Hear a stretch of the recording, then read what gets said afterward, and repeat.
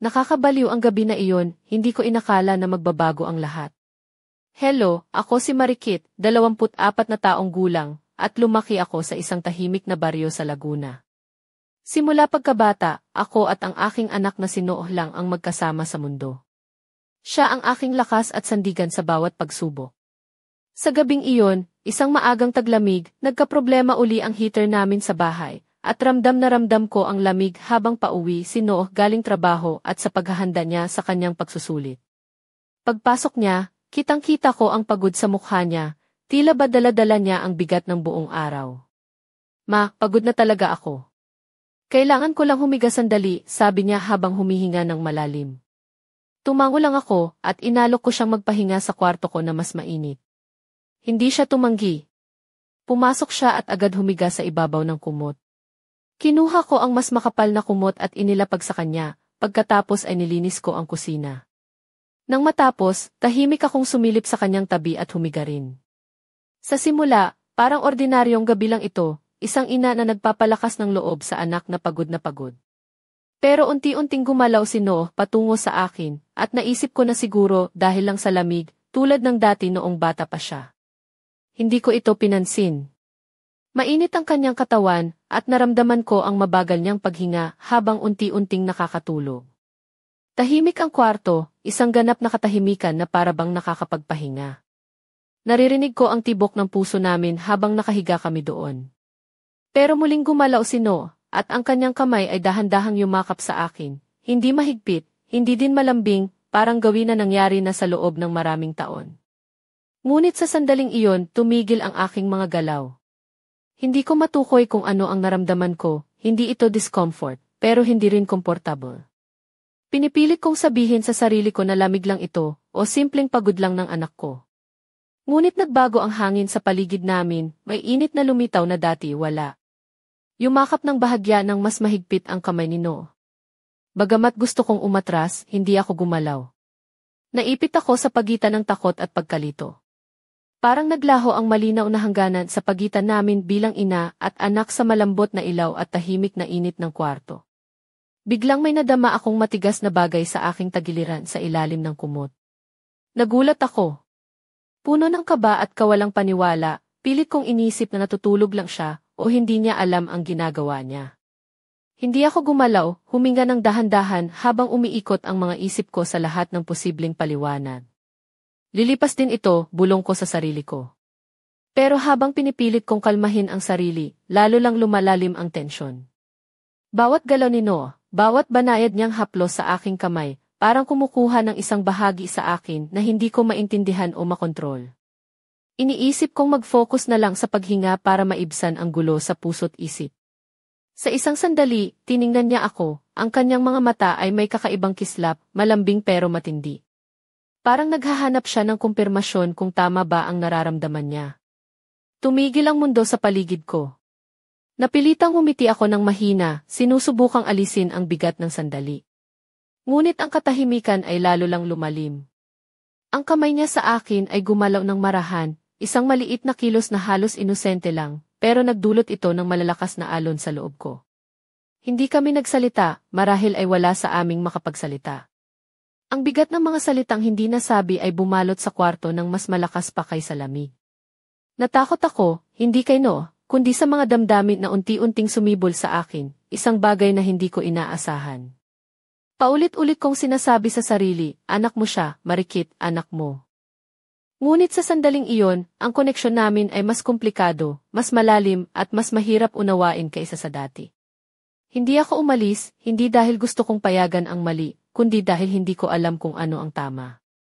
Habang lumalalim ang gabi, nadarama ko ang kakaibang tensyon na hindi lang init ang dahilan. Para bang may isang hindi nasabi, mabigat na bagay na pagitan namin. Tahimik si Noah, dahan-dahang huminga, pero ramdam ko ang kanyang presensya ng sobra, halos nakakabigla. Gusto kong sirain ang katahimikan, magsabi ng kahit anong bagay para maibalik ang dati naming ginhawa. Ngunit hindi bumukas ang aking bibig, at ang puso ko ay mabilis na tumitibok. Ang isip ko ay naguguluhan. Nang ang kamay niya ay lumipat mula sa aking kamay papunta sa aking balikat, isang banayad, maingat, at parang walang katiyakan na haplos, hindi ito tama o mali, pero nanatili. Parang ayaw niyang takutin ako. Naputol ang aking paghinga. Hindi ako gumalaw at nakatingin sa kisame, pinipilit magkunwari na ayos lang ang lahat. Dahan-dahang inalis niya ang isang hibla ng buhok mula sa aking mukha, isang simpleng pag-aalaga na nagdulot ng matinding init sa puso ko. Pumikit ako sandali para magtipon at nang bumukas ang mga mata ko, nakatingin siya sa akin ng diretsyo. Ang kanyang mga mata ay puno ng kahinaan na hindi ako handang harapin. Nakikita ko ang pagkalito sa kanyang mga mata, ngunit may halong hilaw, marupok, at marahil natatakot din para bang nakikita ko, hindi ang anak ko, kundi isang taong may dalang emosyon na hindi niya naibahagi kahit kanino. Nananatili kaming ganoon, halos di humihinga, puno ng mga tanong na parehong takot kaming sagutin. Gusto kong maniwala na ito ay isang matinding sandali lang, isang kalituhan sa damdamin dahil sa pagiging malapit sa malamig na gabi. Pero ang tingin niya sa akin, naghahanap ng isang senyas, ay hindi ko maipaliwanag. Di nagtagal, dahan-dahang umatras si No, ibinaba ang kanyang mga mata, tila naisip kung gaano siya kalapit. Napailing siya at tinawanan ng mahina, niyayakap ang likod ng kanyang ulo, isang galaw na palagi niyang ginagawa kapag kinakabahan o nahihiya. Pasensya na, ma, bulong niya, iniiwas ang tingin. Ayoko nang maging weird tayo. Parang bumagsak ang isang mabigat na alon ng ginhawa sa akin. Huminga ako ng malalim na pagtanto kong hawak ko pala ang hininga ko. Ayos lang yan, sabi ko, pinipilit maging kalmado kahit balisa ang puso. Matagal na tayong magkasama lang. Siguro, pareho lang tayong nalito ngayon. Dahan-dahan siyang tumango, may bahagyang kirot sa kanyang mga mata. Pero sa ilalim ng mga iyon, may mga tanong pa ring nananatili, mga tanong na hindi pa namin kayang sagutin. Sa sandaling iyon, parang sinabihan kami ng sansinukob na bumalik sa realidad nang may kumatok sa pintuan. Nagulat kami pareho. Nawala ang mahiwagang tensyon sa pagitan namin ng bigla. Tumayo ako ng mabilis, nagpasalamat sa sagot ng pintuan, at nakita ko si Mang Marco, ang kapitbahay namin na laging maalaga at matulungin. Kamusta, Marikit? Bati niya ng may ngiti, tinitingnan ang mukha ko ng may bahagyang pag-aalala. Gusto ko lang siguraduhin na ayos kayo. Malamig ngayon, at naalala ko na sinabi mo na may problema kayo sa heater. Umiti ako, pilit na napapanatili ang composure. Salamat, Mang Marco. Medyo malamig sa bahay. Pumasok siya para tingnan ang heater habang si No ay tahimik na nakatayo sa hallway, pinagmamasdan kami. Napansin ko ang kakaibang tingin niya, may halong tensyon, marahil selos. Habang iniinspeksyon ni Mang Marco ang heater, nag-usap kami ng magaan tungkol sa araw ko, kung kailangan ko pa ng tulong. Sumagot ako ng magalang pero palaging nakatingin kay No. Ang enerhiya sa silid ay muling nagbago, naging mahirap at puno ng tensyon. Nang matapos ni Mang Marco, ngumiti siya at sinabi na maayos naman daw ang heater ngayon, pero tawagan lang ko siya kung kailangan pa. Pinunta ko siya sa pintuan at nagpasalamat habang lumalabas siya.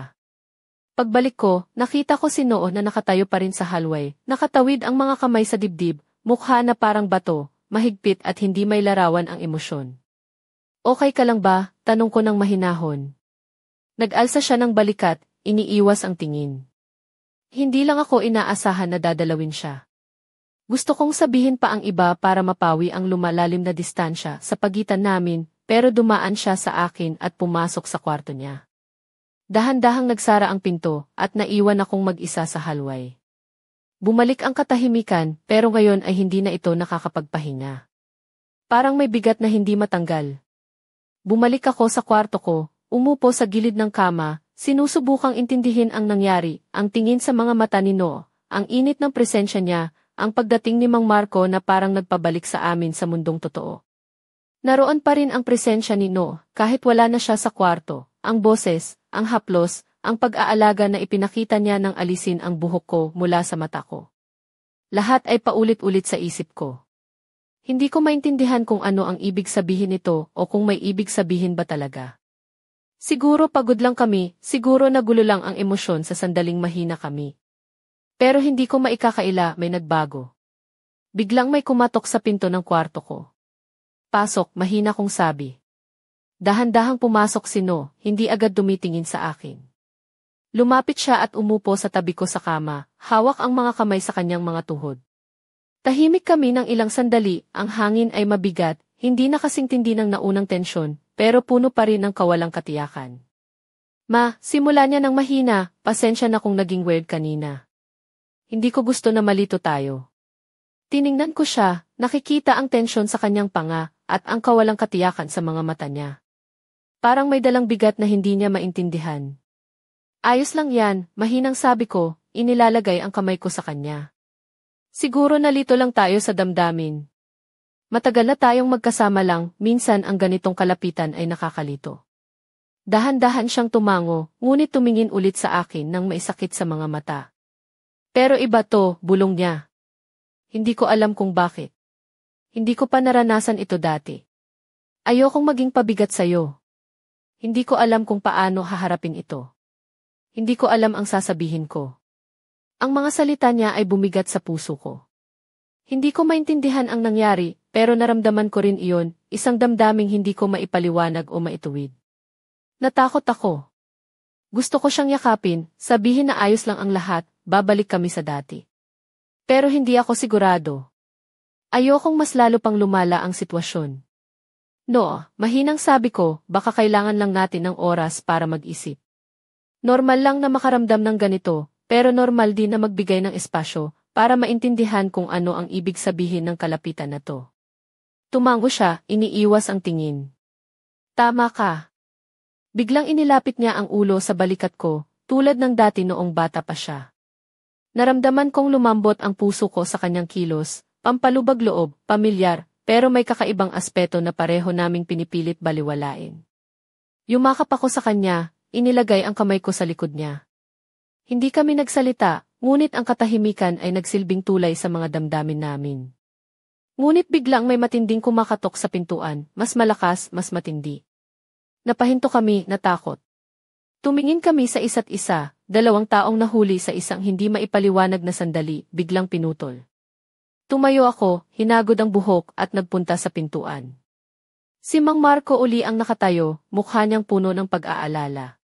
Pasensya na kung istorbo, sabi niya, napansin kong parang iba ang dating mo kanina. Gusto ko lang siguraduhin na ayos kayo. Napatingin ako kay Noo sa halway, ang mukha niya ay matatag, ngunit alam kong may tinatago. Bumaling ako kay Mang Marco, ipinakita ang isang magalang na ngiti. Okay lang kami, salamat sa pag-aalala. Napatingin muli siya kay No, tila may naramdaman, baka usisero o may alinlangan. Kung kailangan niyo ng tulong, nandito lang ako sa tabi. Salamat, sagot ko ng mahinahon. Isinara ko ang pinto at lumingon sa hallway. Nandyan pa rin si No, nakatayo ng di gumagalaw. Dahan-dahang lumapit siya, huminto sa isang hakbang. Sa palagay ko, tama ka, mahina niyang sabi. Hindi tayo dapat magmadali. Pero gusto ko lang malaman mo na naramdaman ko iyon, kahit di na natin ito pag-usapan. Naramdaman kong kumirot ang dibdib ko, pero tumango ako. Salamat sa katapatan mo. Malaki ang ibig sabihin nito. Nasa pagitan kami, malapit ngunit may distansyang nagpoprotekta sa isang bagay na delikado. Hindi ito tapos o desisyon, kundi espasyo para huminga at mag-isip, para hayaang lumamig ang lahat. Tumalikod siya, tumingin sa akin ng huli at pumasok sa kwarto niya. Dahan-dahang nagsara ang pinto.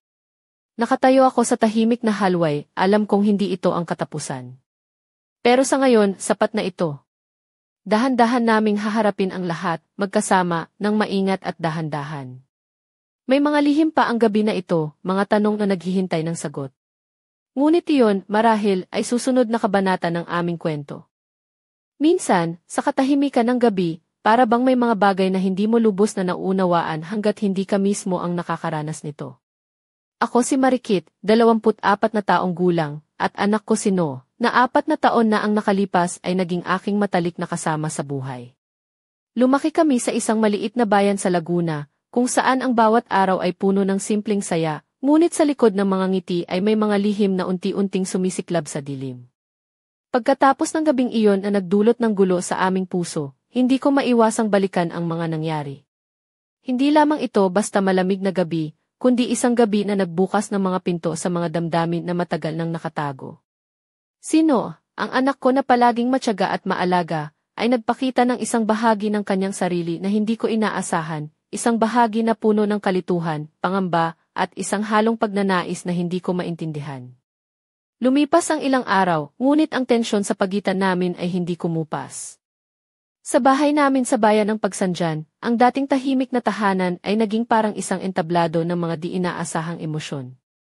Si Noh ay nagiging mas tahimik kaysa dati, madalas na nakatingin sa malayo, tila ba may iniisip na hindi niya masabi.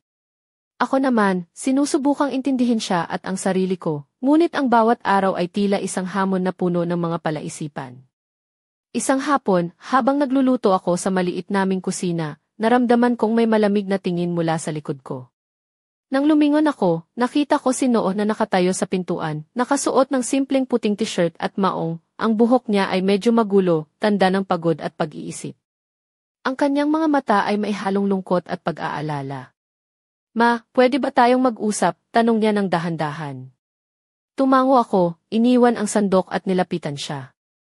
Naupo siya sa maliit na upuan sa tabi ng mesa, at hinawakan niya ang aking mga kamay. Ang init ng kanyang palad ay nagbigay ng kakaibang aliw, ngunit maihalong kaba sa aking dibdib. Alam kong nagulo natin ang hangin sa bahay nitong mga nakaraang araw, simula niya. Hindi ko maintindihan ang sarili ko. May mga damdamin ako na hindi ko maipaliwanag at natatakot ako na baka masira ang lahat. Hindi ko maiwasang makaramdam ng awa at pag-unawa. No, anak, alam kong mahirap ito para sa atin pareho. Ngunit hindi tayo nag-iisa sa laban na ito.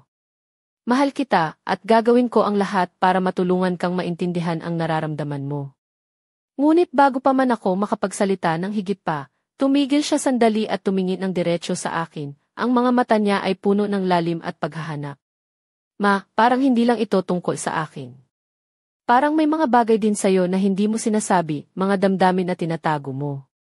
Hindi ko maikaila ang katotohanan.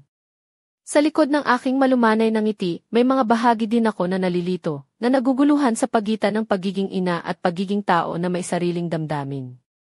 Pero hindi ko ito naisamin, hindi ko ito nais ipakita.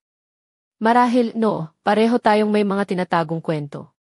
Kaya natin ito harapin, basta magkasama tayo, sagot ko, habang hinahaplos ko ang kanyang kamay ng mas mahigpit. Sa mga sandaling iyon, ang aming tahanan ay naging saksi sa isang bagong yugto ng aming relasyon, isang yugto na puno ng pag-asa, pangamba, at higit sa lahat, pagmamahal. Ngunit sa likod ng mga ngiti at mga salita, naroon pa rin ang mga aninong hindi namin kayang takasan. Hindi namin alam kung paano magwawakas ang kwento namin, ngunit isang bagay ang sigurado, hindi kami titigil sa paglalakbay na ito na magkasama.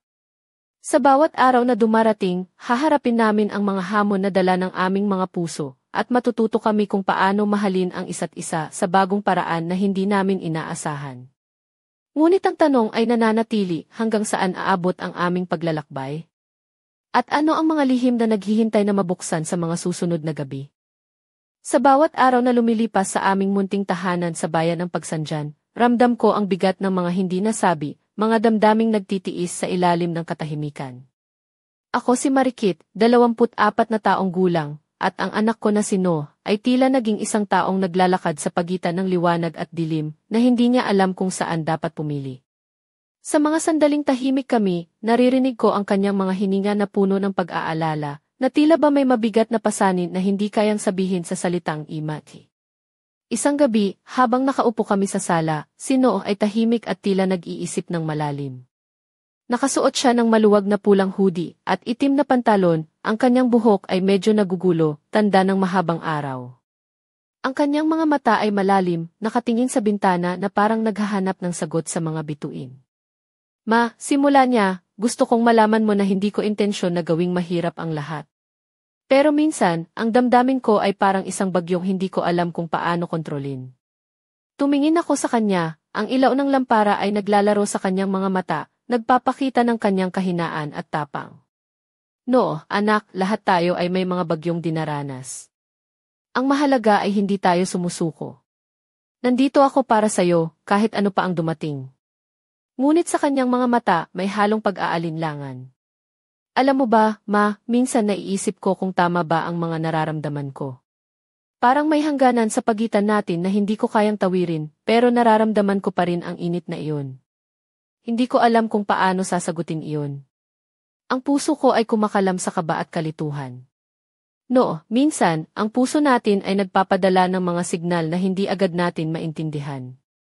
Ang mahalaga ay maging tapat tayo sa sarili at mag-usap. Ngunit bago pa man ako makapagsalita ng higit pa, nilingon niya ako ng dahan-dahan, at sa kanyang mga mata ay nakita ko ang isang lihim na takot, takot na baka mawala ang aming relasyon, ang tanging bagay na matibay sa kanyang mundo. Ma, natatakot akong masira ang lahat. Hindi ko gustong mawala ka bilang ina ko. Pero paano kung ang mga damdaming ito ay hindi tama? Pinisil ko ang kanyang mga kamay, nagbigay ng lakas sa kanya.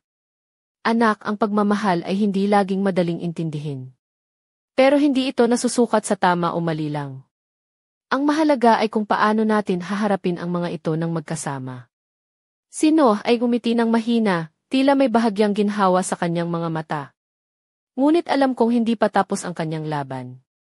Ang gabi ay naging saksi sa aming pag-uusap, at sa kabila ng lahat, may pag-asa pa rin na unti-unting lumalabas mula sa dilim. Subalit, sa likod ng mga salita at mga haplos, may mga lihim na patuloy na nagkukubli sa dilim ng aming tahanan. Mga lihim na, sa kabila ng aming pagmamahalan, ay maaaring magbukas ng mga bagong pagsubok na hindi pa namin handang harapin. Ang tanong ay nananatili, hanggang kailan kaya naming mapapanatili ang balanse ng aming mundo bago tuluyang madala ng unos? At ano ang mga lihim na magpapabago sa amin magpakailanman? Hindi ko malilimutan ang gabing iyon sa aming bahay sa Pagsanjan, isang gabi na nagbukas ng mga pinto ng damdamin na matagal nang nakatago sa loob namin ni Noah. Ako si Marikit, isang ina na sa kabila ng kanyang pagmamahal, ay nahaharap sa isang hamon na hindi niya inasahan. Pagkatapos ng aming mahigpit na pag-uusap sa sala, napagpasyahan kong bigyan si Noah ng espasyo upang makapag-isip. Sa kwarto niya, nakaupo siya sa gilid ng kama, ang mga mata niya ay nakatitig sa sahig, tila ba may mga tanong na hindi kayang sagutin. Suot niya ang kanyang paboritong asul na t-shirt at maong shorts, na mistulang nagpapakita ng kanyang kabataan na unti-unting nawawala.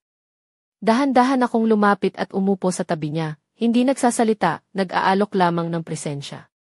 Ang lamig ng gabi ay bumabalot sa amin, ngunit sa ilalim ng kumot ay may kakaibang init na nagmumula sa aming pagitan. Ang hangin ay puno ng hindi maipaliwanag na tensyon, isang damdaming mahirap ilarawan. Muling yumakap si Noah sa akin, at sa yakap niya ay naramdaman ko ang kanyang pagod, ang kanyang pangamba, at ang pagnanais na maunawaan.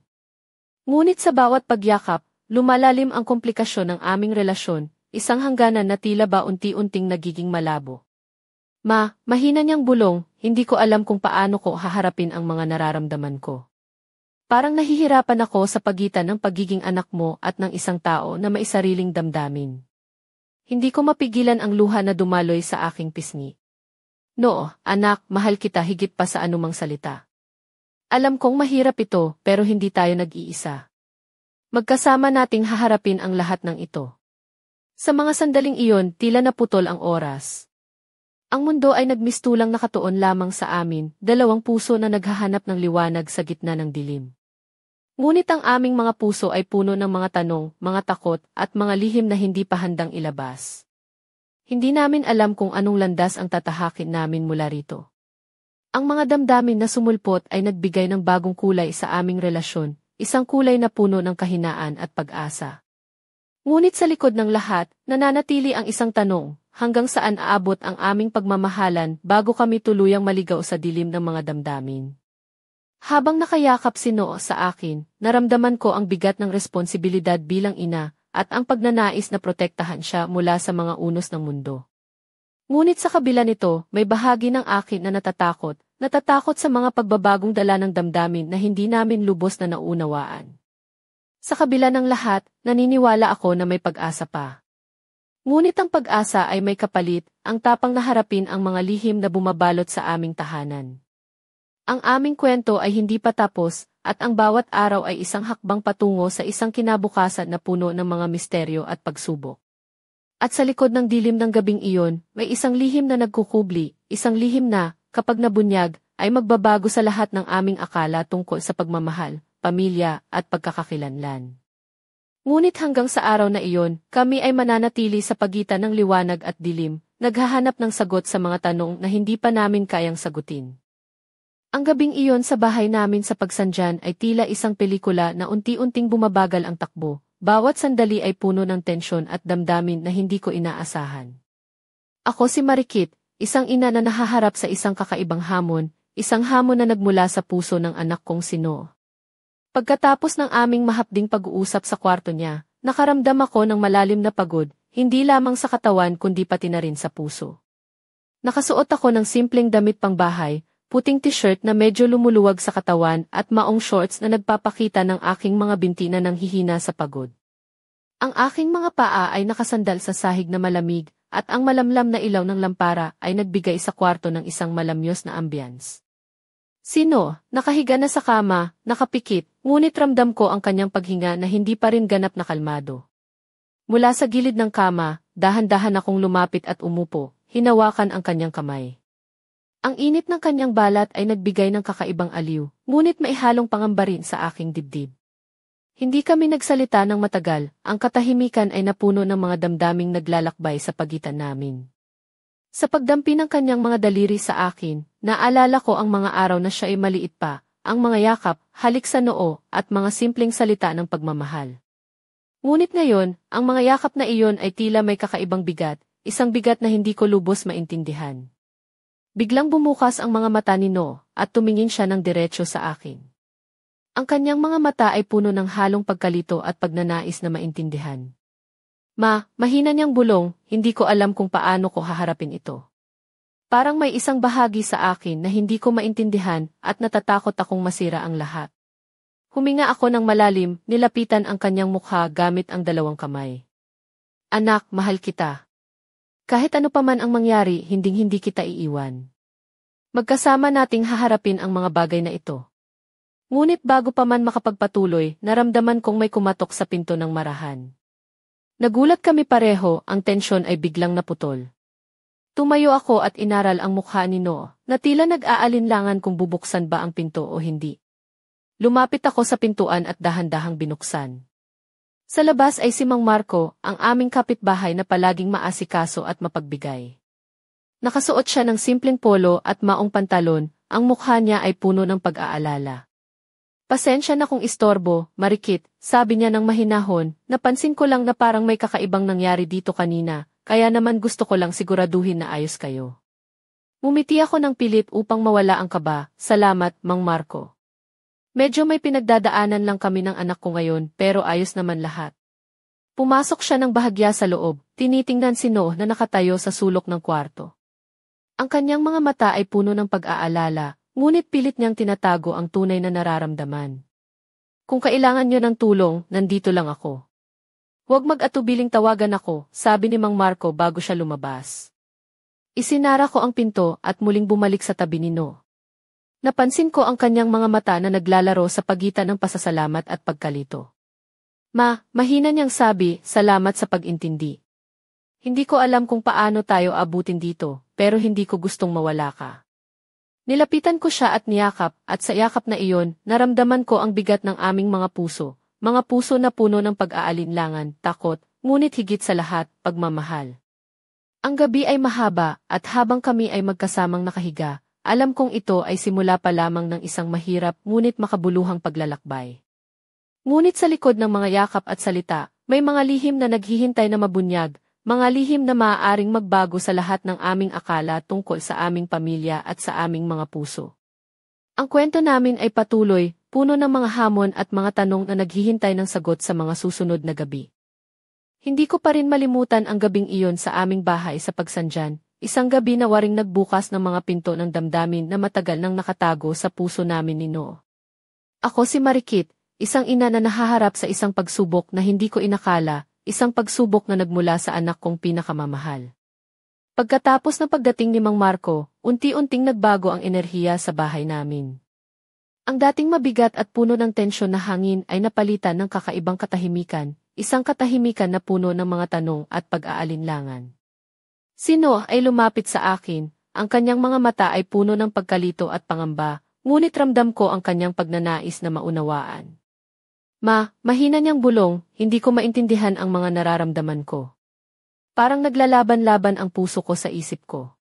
Gusto kong maging anak mo lang, pero may mga sandali na parang may ibang bahagi sa akin na hindi ko maintindihan. Pinisil ko ang kanyang kamay ng mahigpit, sinusubukang ipadama ang aking suporta. Anak, hindi mo kailangang maintindihan lahat ng ito ngayon. Mahalaga ay nandito tayo para sa isa't isa.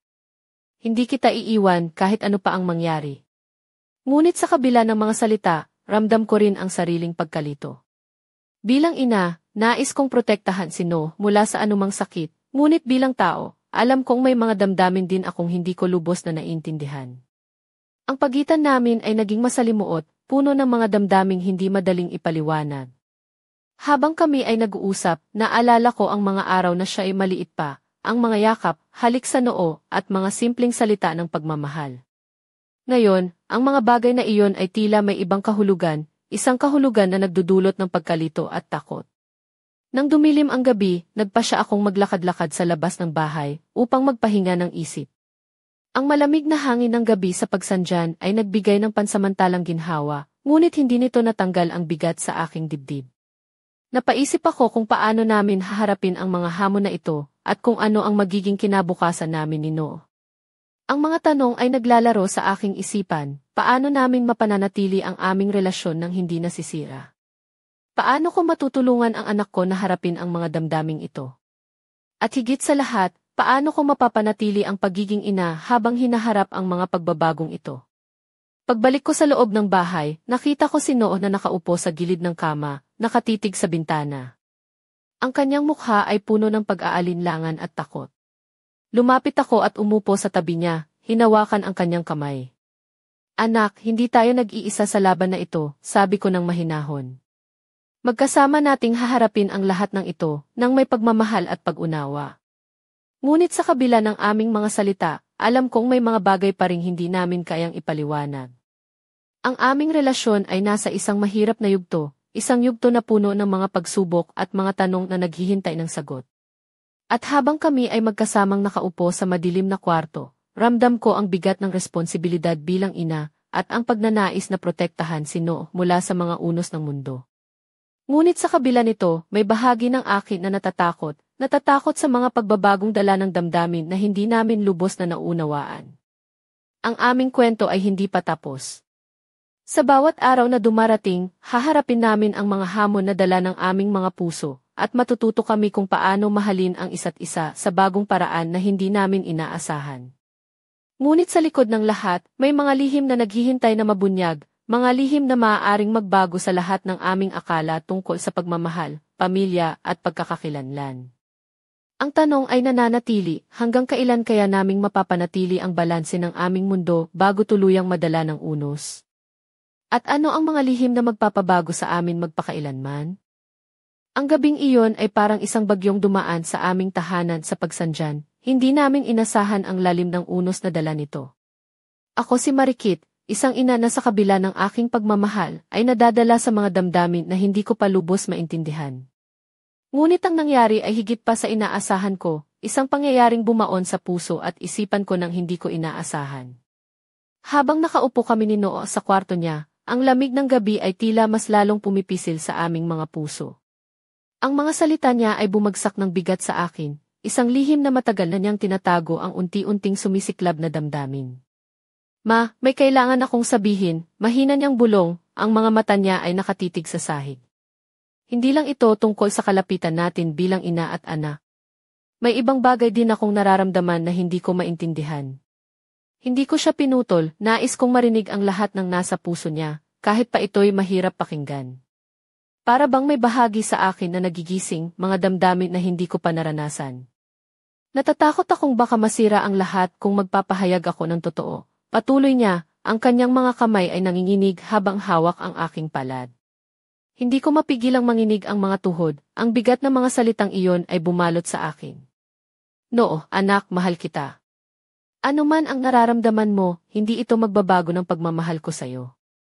Ngunit bago pa man maipahayag ni No ang buong laman ng kanyang puso, biglang may kumatok sa pintuan ng matindi. Nagulat kami pareho at napatingin sa isa't isa nang may takot at pag-aalinlangan. Pasok, boses ko na maihalong kaba ang bumati. Dahan-dahang pumasok si Aling Nena, ang aming kapitbahay na matagal nang nakatira sa tabi namin. Nakasuot siya ng simpleng blusa at palda, dala ang isang tray na may mainit na tsaa at tinapay. Ang kanyang mukha ay puno ng pag-aalala. Pasensya na po sa istorbo, mahinang sabi niya, napansin ko lang na parang may hindi maganda sa inyo, kaya dinala ko ito para makatulong. Nagpasalamat ako ng malumanay, ang simpleng kilos ni Aling Dena ay nagdala ng kakaibang ginhawa sa amin. Habang iniabot niya ang tsaa, napansin ko ang mga mata ni No na may bahagyang liwanag, tila ba may pag-asa pa sa gitna ng unos. Matapos lumabas si Aling Dena, nanatili kaming tahimik ni Noo sa kwarto. Ang hangin ay puno ng tensyon, ngunit may kasamang pag-asa. Sa kabila ng lahat, naramdaman ko na hindi kami nag-iisa, may mga taong handang tumulong, kahit sa pinakamadilim na sandali. Ngunit hindi iyon ang katapusan ng aming kwento. Sa halip, ito ay simula ng isang masalimuot na paglalakbay, isang paglalakbay na puno ng mga lihim, pagsubok, at pag-ibig na higit pa sa aming inaakala. Habang nakatingin ako kay No, alam kong may mga bagay na kailangang harapin, mga damdaming matagal nang itinago, mga tanong na kailangang sagutin, at mga desisyong magbabago sa landas namin mag-ina. At sa gitna ng gabing iyon, isang lihim ang unti-unting sumibol, isang lihim na magdadala sa amin sa isang daan na puno ng panganib at pag-asa, isang daan na hindi namin panalalakbay. Paano kaya namin haharapin ang kinabukasan? Ano ang mga pagsubok na naghihintay sa amin? At higit sa lahat, hanggang saan aabot ang aming pagmamahalan sa gitna ng unos? Ang mga sagot ay naghihintay pa sa mga susunod na kabanata ng aming kwento. Habang lumalalim ang gabi sa aming tahanan sa pagsandyan, ramdam ko ang bigat ng mga hindi nasabi at mga damdaming naglalakbay sa pagitan ko at ni No. Ako si Marikit, isang ina na sa kabila ng lahat ay nananatiling matatag, ngunit hindi maikakaila ang takot na unti-unting kumakapit sa puso ko. Ngunit biglang may nangyari na lubos na nagulat kami pareho, isang pangyayaring hindi namin inasahan at nagbukas ng bagong yugto sa aming buhay. Habang kami ay magkatabi sa kwarto, tahimik na nakatitig si No sa aking mga mata nang may kakaibang tingin, hindi na lamang isang anak na may pagod at kalituhan, kundi isang taong naghahanap ng katotohanan at sagot sa sarili. Mahina niyang bulong, may kailangan akong sabihin at hindi ko alam kung paano sisimulan. Tumango ako, pinipilit kalmahin ang aking sarili at hinawakan ang kanyang kamay. Anak, ano man yan, nandito ako para makinig. Ngunit bago pa man niya maipahayag ang kanyang saloobin, dahan-dahang bumangon si No at lumapit sa akin. Ang kanyang mga mata ay puno ng tapang, ngunit may halong pangamba. Hindi ko na kayang itago pa ito. Ang nararamdaman ko ay hindi lang basta damdamin ng anak sa ina. Parang may mas malalim na koneksyon na hindi ko maintindihan. Tumigil siya sandali, ang kanyang mga kamay ay nanginginig habang niyayakap ang sarili. Hindi ko gusto na masaktan ka o masira ang lahat, pero hindi ko rin kayang itago pa ang totoo. Naramdaman ko ang isang kakaibang init na dumaloy sa aking katawan, isang halo ng takot, pagkalito, at kakaibang pagnanais na hindi ko maintindihan. Ang hangin sa kwarto ay naging mabigat, puno ng mga hindi nasabi at mga tanong. Hindi ko alam kung paano sasagutin ang kanyang mga salita. Ang puso ko ay kumakaba ng mabilis at ang isip ko ay naghahanap ng mga sagot. Ngunit sa kabila ng lahat, alam ko na mahal ko si No higit pa sa anumang bagay sa mundo. Anak, mahina kong sinabi, hindi ko alam kung ano ang mangyayari sa atin pero mahal kita. Hindi kita iiwan kahit ano paman. Sa sandaling iyon, parang huminto ang oras. Ang aming mga puso ay nagtagpo sa isang komplikadong damdamin na hindi namin maipaliwanag. Ngunit bago pa man kami makapagpatuloy, may kumatok muli sa pintuan, mas matindi at may kasamang pangungulit. Ito si Mang Marco, ang kapitbahay namin, na may dalang balita. Pasensya na kung istorbo, pero may kailangan akong sabihin na may kinalaman sa inyo. Nagulat kami pareho at ang tensyon ay lalo pang lumalim. Ano kaya ang balitang ito? Ano ang lihim na dadalhin niya sa aming buhay?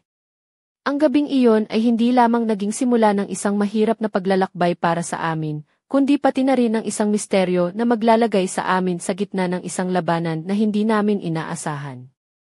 Ano kaya ang balitang dala ni Mang Marco? Paano ito magbabago sa aming buhay?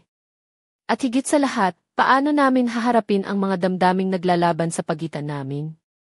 Ang mga sagot ay nasa susunod na kabanata ng aming kwento, isang kwento ng pag-ibig, lihim, at mga pagsubok na magpapatibay o magdadala ng pagkawasak sa aming pamilya. Ang gabing iyon ay tila isang pelikula na puno ng matinding emosyon at hindi inaasahang pangyayari sa aming tahanan sa pagsanjan. Ako si Marikit, isang ina na nahaharap sa unos ng damdamin at mga lihim na unti-unting sumisiksik sa aming buhay kasama si No, ang aking anak. Ngunit ang pagdating ni Mang Marco, dala ang isang balitang biglang bumalot sa amin ng matinding tensyon, ay nagdala ng isang bagong isang yugto na puno ng matinding pagsubok at hindi inaasahang paglilitawan ng mga lihim. Habang nakatayo kami sa sala, si Mang Marco ay tahimik na tumingin sa amin, may dalang mga dokumento at larawan mula sa kanyang bag, ang kanyang mukha ay seryoso, halatang may mabigat na sasabihin. Marikit, No, simula niya nang may pag-aalinlangan, may mga bagay akong natuklasan tungkol sa pamilya ninyo, mga bagay na hindi ninyo alam at maaaring magpabago sa lahat ng inyong akala. Tahimik kaming nakinig, ang bawat salita ni Mang Marco ay parang kidlat na tumatama sa kalmadong gabi. Ipinakita niya ang mga lumang litrato at sulat, mga dokumento na may koneksyon sa aming pamilya, mga lihim na matagal nang nakatago, mga kwento ng nakaraan na hindi namin nalaman. Alam niyo ba na may mga taong naghahanap sa inyo? May mga pinaglalaban ang mga ito na may kinalaman sa inyong dugo at mga pinagmulan, tanong niya na may halong pag-aalala. Nararamdaman ko ang puso ko'y pumipintig ng mabilis, habang si No ay nakatingin sa mga dokumento na may halong takot at pagkabigla. Ang bigat ng mga impormasyon ay bumalot sa amin, at ang dating mahigpit na pagsasama namin ay tila unti-unting nagiging isang labanan sa pagitan ng katotohanan at damdamin. Anak, ngayon pa lang ay nasubukan na tayo. Paano pa kaya kung mas lumalim pa ang mga lihim na ito? Bulong ko habang hinahaplos ang kanyang kamay.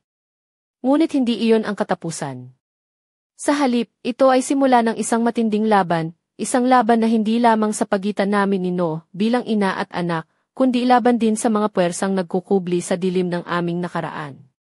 Habang nagpapalitan kami ng mga tingin, naramdaman ko ang init ng kanyang mga kamay, isang paalala na sa kabila ng lahat, magkasama kami sa laban na ito. Ngunit ang mga lihim na iyon ay parang apoy na unti-unting lumalawak, handang sunugin ang lahat ng aming kinabibilangan. Paano kaya namin haharapin ang mga pagsubok na dala ng nakaraan? Ano ang magiging epekto nito sa aming relasyon? At higit sa lahat, hanggang saan kami aabot para protektahan ang isa't isa? Ang mga sagot ay nasa mga susunod na kabanata ng aming kwento, isang kwento ng pag-ibig, pagtataksil, at pagliligtas sa sarili at sa pamilya mula sa mga anino ng nakaraan na patuloy na sumusunod sa amin. Hindi ko inakala na ang gabing iyon sa aming tahanan sa pagsanjan ay magiging simula ng isang paglalakbay na hihimayin ang bawat sulok ng aming buhay ni No. Ako si Marikit, isang ina na sa kabila ng lahat ay naniniwala na ang pagmamahal ay may kapangyarihang lampasan ang kahit anong unos, ngunit ang mga pangyayaring sumunod ay nagpatunay na hindi ito magiging madali.